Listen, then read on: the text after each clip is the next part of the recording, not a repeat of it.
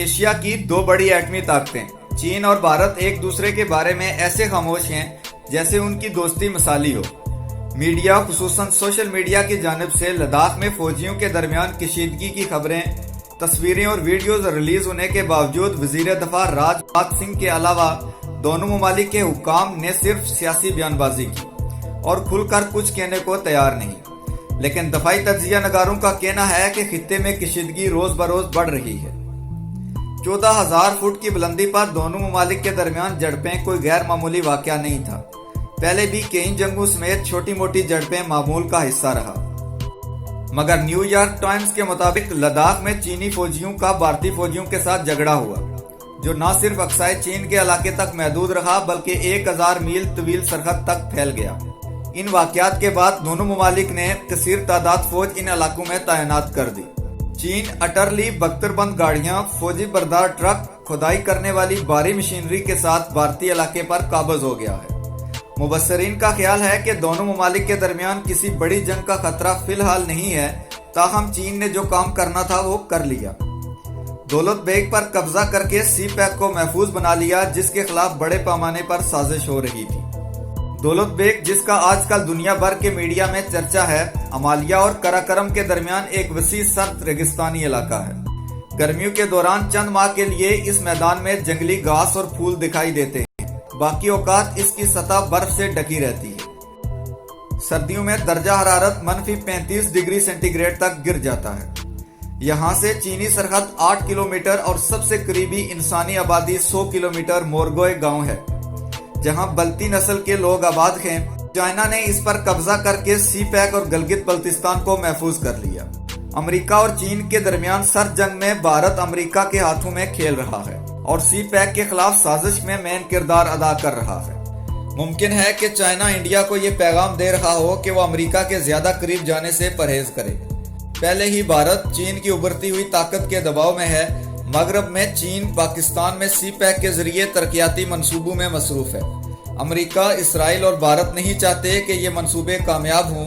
वो भारत को उकसा रहे हैं कि सी पैक की शारह रेशम पर आमदोरफ्त में रुकावट डाली जाए। चुनाचे भारत पड़ोसियों की सरहदों पर ऐसी हमाकतें करता है जिससे कशीदगी में इजाफा हो। मशरक में नेपाल तवील अरसे तक भारत की कॉलोनी के तौर पर रहा, जिसकी खारजा और दाखिली पॉलिसी तक भारत के हाथ में थी। अब नेपाल चीन का काबिल एतमाद दोस्त है और सी पैक में शामिल हो चुका है।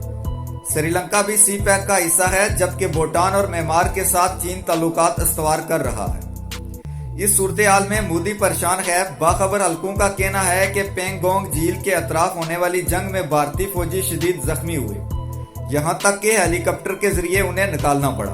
चीन ने सरकारी तौर पर यह तो नहीं कहा कि अमालिया के दरमियान में चीन की कसीर फौज तमाम तर जंगी साजो सामान के साथ पहुंच चुकी है, मगर चीनी कम्युनिस्ट पार्टी के गैर अलानिया तर्जुमान डेली ग्लोबल टाइम्स के मुताबिक चीन ने भारत की तरफ से सरहद के करीब गैर कानूनी तामीरात को रोकने के लिए अपनी सरहद के करीब फौजियों में इजाफा किया है। भारत ने भी सरकारी तौर पर इसकी तरदीद नहीं की। किसी एक जानब से जरा सी गलती जंग छेड़ सकती है। अब की बार अगर जंग हुई तो मोदी को सारी आनियां जानियां भूल जाएंगी। चीन के साथ जंग लड़ना तो दूर की बात है, मुर्गी की गर्दन नवाज सरीगोरी कॉरिडोर पर अगर आकर चीन ने कब्जा कर लिया तो भारत के लिए शिमाल मशरक की 8 रियासतों का दफा मुश्किल में पड़ जाएगा। इन रियासतों में आसाम, अरुणाचल प्रदेश, हिमालयाई रियासत सुकम, मणिपुरा, मेघालय और नागालैंड शामिल हैं। इन रियासतों में आबाद बाशिंदों में हिंदू धर्म के पैरोकार भी हैं, मगर अक्सरियत बीजेपी के हिंदुत्व फलसफे पर यकीन नहीं रखती, बल्कि मुख्तलिफ कबाइल और नस्ली ग्रोहों में तकसीम है। 84 मिलियन आबादी, जो भारत की आबादी का तकरीबन 8% बनता है। आमदनी का एनएसआर ज़राअत और जंगल की पैदावार पर है। मोदी हुकूमत का शहरियत एक्ट इन रियासतों में बरसों से मुकीम बाशिंदों को जमीनी और जंगलात से बेदखल करके नस्ल कुशी का कानूनी जवाज फराम करता है, जिससे वहां की आवाम में गम व गुस्सा पाया जाता है।